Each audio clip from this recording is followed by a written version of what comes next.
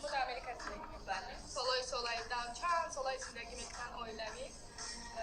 اومدن اینجا 6 مگزار کنیم امریکا کن. سامانتا. کم کم قدیش переводчик خیلی گپ زده سری چوکان رسانه خیلی هم توجه کنم. دودرشان. خیلی میشناسیم در همه جا هستیم. اینجا یک کسی دیگه بود.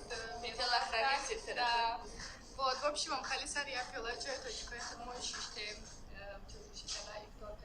بسیار интересно که زندگی در آمریکا چه میگذره نماش ممکن چه زندگی تو چیکار ای کسی که 10-15-20 سال پیش آمدگی زندگیشون نقض میگذره نه رفتگی کم در